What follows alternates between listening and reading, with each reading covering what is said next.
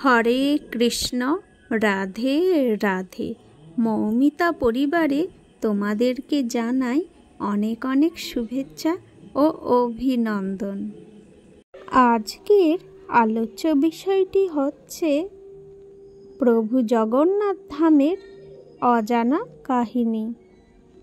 আসুন জেনে নেওয়া যাক এই ভিডিওর মাধ্যমে অনেক না জানা কাহিনী। জগন্নাথ ধাম হল হিন্দু ধর্মের 4 ধামের মধ্যে অন্যতম একটি ধাম। অন্য 3টি ধাম হল বদ্রীনাথ, রামেশ্বরম ও দ্বারকা। হিন্দুদের বিশ্বাস অনুযায়ী শ্রীবিষ্ণু রামেশ্বরমে স্নান করে বদ্রীনাথে ধ্যান করেন। তারপরে পুরীর জগন্নাথ ধামে খাবার খেয়ে দ্বারকায় বিশ্রাম করেন। পুরীর জগন্নাথ ধামই ভারতের একমাত্র মন্দির যেখানে মূর্তিগুলি কিছু বছর পরই বদলে ফেলে এবং নতুন মূর্তি তৈরি করা হয়। আসুন এই সুযোগে জগন্নাথ ধামের অজানা কাহিনী জেনে নেওয়া যাক। জগন্নাথ ধামের প্রথম পৌরাণিক কাহিনী বলছে, মহাভারতের যুদ্ধ শেষে দ্বারকায় শ্রীকৃষ্ণের চরণকে পাখি ভেবে ভুল করে এক শবর বাণ মেরেছিল, যার ফলে তার মৃত্যু হয়। তার দেহ সৎকারের সময় যখন নাভিদেশ পুড়ছিল না, তখন দৈববাণী অনুসারে অর্জুন সেই নাভিদেশ সমুদ্রে নিক্ষেপ করে। সমুদ্রে ভেসে চলা সেই নাভি দেখে সমুদ্রে তীর ধরে শবর ছুটতে ছুটতে দ্বারকা থেকে পুরীতে চলে আসেন। তারপর শ্রীকৃষ্ণ তাকে স্বপ্নে দেখা দিয়ে তার নাভিদেশ সমুদ্র থেকে তুলে নিতে বলেন। সঙ্গে এও জানান তিনি সেই শবরের বংশধরদের হাতে নীলমাধব রূপে পূজিত হবেন। আর সেই থেকেই শবরেরা বংশ পরম্পরায় এই নীলমাধবের পূজা করে থাকে। কলিযুগে বিষ্ণুভক্ত রাজা ইন্দ্রদ্যুম্ন বিষ্ণুর আরাধনার জন্য জগন্নাথ ধাম গড়ে তুলল।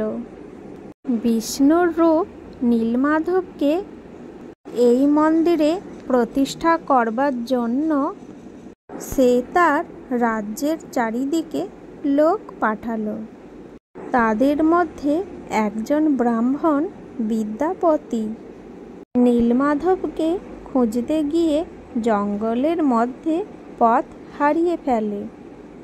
সেখানে শবররাজ বিশ্ববসুর কন্যা ললিতা তাকে উদ্ধার করে এবং দুজন দুজনকে ভালোবেসেও বিয়েও করে নেয়।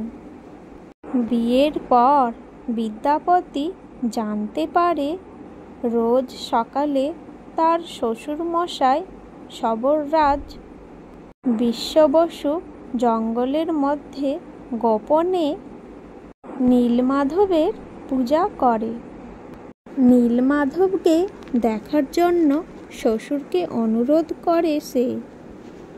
বিশ্ববসু তাকে চোখ বেঁধে নিয়ে যাবে বলে, যাতে সে রাস্তার সন্ধান না পায়। কিন্তু বিদ্যাপতি চোখ বাঁধা অবস্থায় যাওয়ার সময় গোটা পথে সর্ষের দানা ছড়াতে ছড়াতে যায়, যাতে পরে সে পথের সন্ধান পেতে পারে। তারপর নীলমাধবের দর্শনে সে মুগ্ধ হয়ে যায়।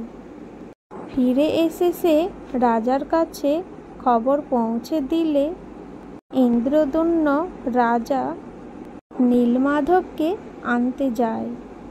কিন্তু সেখানে পৌঁছানোর পরেও নীলমাধবকে পায় না। তখন দৈববাণী হয় যে সমুদ্রের জলে একটি কাঠ ভেসে আসবে, যা থেকে বিগ্রহ বানাতে হবে। সেই অনুযায়ী কাঠ ভেসে এলেও সেই কাঠ কেউ তুলতে পারে না। অবশেষে কাঠের একদিক সবররাজ বিশ্ব বসু আর অন্যদিকে জামাই বিদ্যাপতি কাঠ তুলে আনতে সক্ষম হয়।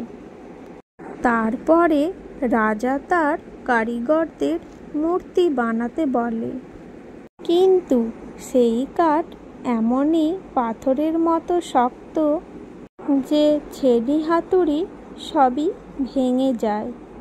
তখন স্বয়ং বিশ্বকর্মা কারিগর বেশে রাজার কাছে আসেন। তিনি শর্ত রাখেন যে 21 দিন দরজা বন্ধ করে তিনি মূর্তি গড়বেন। কেউ যেন তাকে বিরক্ত না করে। তিনি দরজা না খুললে কেউ যেন তার ঘরে না আসে। রাজা মেনে নিলে দরজা বন্ধ করে তার কাজ শুরু করেন।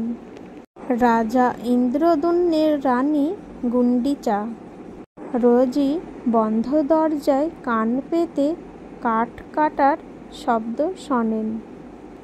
একদিন রানী শব্দ শুনতে না পেয়ে রাজাকে জানায়।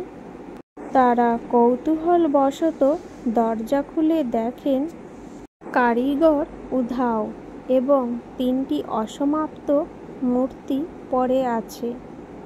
মূর্তিগুলির হাত পা কিছুই গড়া হয়নি। তখন রাজা ও রানী দুঃখে ভেঙে পড়লেন এবং রাজাকে স্বপ্নে দিয়ে জগন্নাথদেব বললেন, এই রূপেই তিনি পূজিত হতে চান। বিশ্বাস করা হয় যে সেই থেকে জগন্নাথ দেবের মূর্তি ওইভাবেই পুজো করা হয়ে আসছে। আজকের এই ভিডিওটি আমার আর বড় করলাম না, এখানেই এন্ড করলাম। সকলেই ভালো থেকো এবং সুস্থ থেকো আর প্রেম সে বলো জয় জগন্নাথ ধাম কি জয়।